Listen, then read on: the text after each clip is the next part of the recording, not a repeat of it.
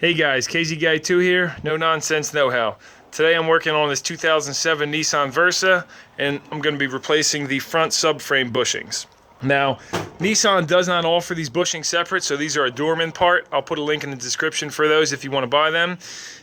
They only offer the complete subframe, which is going to be this whole unit under here. Now, if you have one that's real rusted out, you'll want to replace the whole one. This is not too bad, and the front bushings are still good. No play there, but these rear bushings, this one and this one over here, have considerable play, which I'll show you here in a second.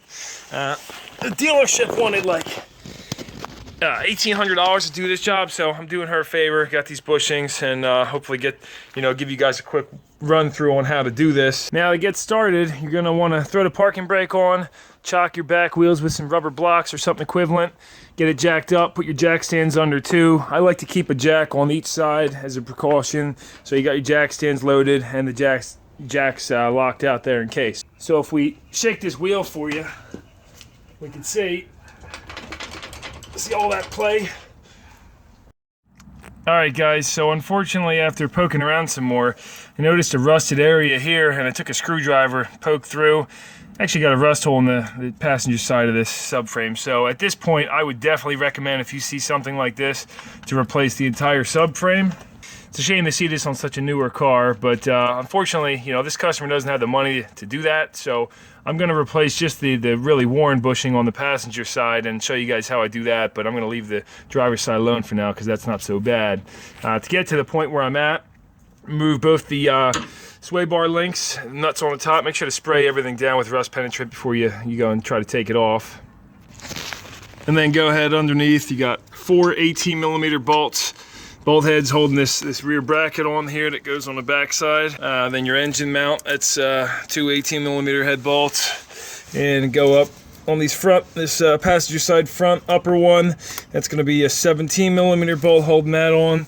And like I said, the sway bar link on the other side, and that allows you to drop this down enough to kind of get at these. If you're going to do the driver's side too, you might have to take the power steering rack off. I'm not going to be doing that one because that one's actually doesn't have a lot of play and it's not torn on the top.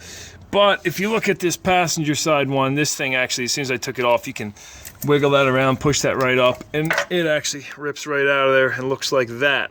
So the outer sleeve is still in there, and that's what I'm gonna have to press vertically up out and then press this new one back down.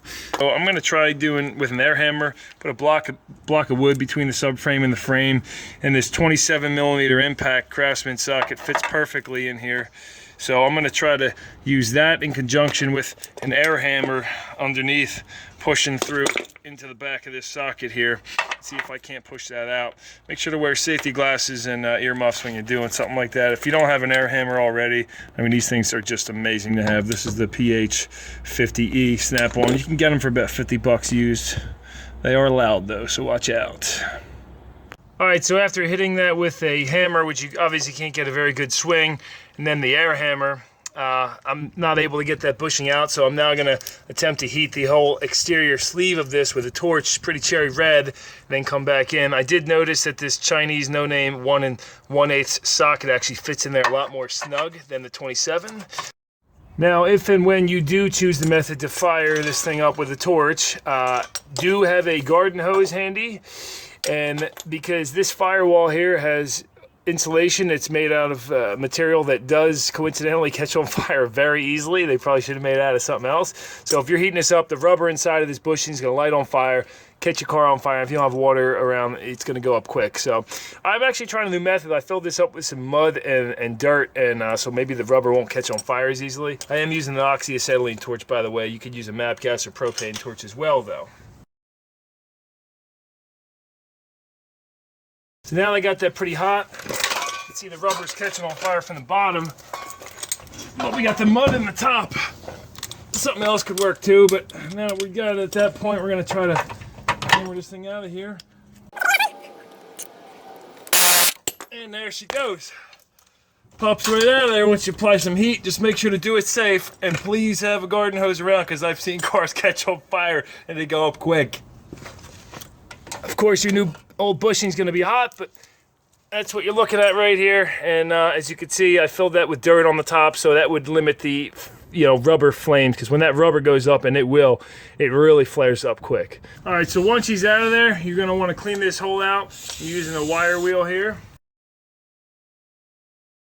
Reach your finger in there, and don't have any burrs or rust holes or anything.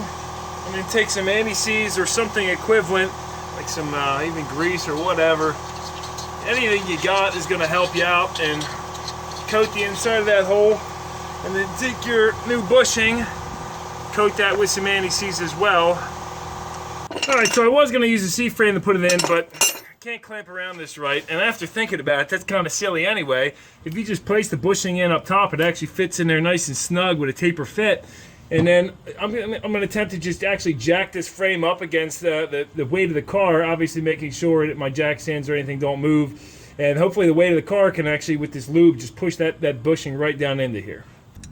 Alright, so the Versa did not have enough weight to jack up and push that bushing in, so now I have the jack under it, and I'm gonna go ahead and this 12 by 125 bolt. I got a longer one, and I'm gonna stick it in from the bottom with a spacer on it and try to drive that in with the weight of the car on it too as well. Well, not all of the weight, because I still got it on the jack stands, but let's see what happens here. And that seems to be working very well, but this bolt's not full threaded, so I gotta add a few more spacers now, and then I'll drive that bolt all the way up and in, and the bushing will be pushed in. Now, just a note here, as you get further up, see I'm almost there, just about all the way up there. This bottom piece is gonna become flush, so you can't just use the washers. You gotta use something like a big socket like this around it with your longer bolt, and fasten that up all the way so it's flush, and then put this thing back together. I'm not going to show you guys how to put all the bolts back together. If you took them out, you got to put them in the right spot, organize them appropriately, whatever works for you. So once we got this thing back together and all tightened down, if we grab the wheel now, we don't have any back and forth movement in this wheel, so replacing that bushing definitely did us good.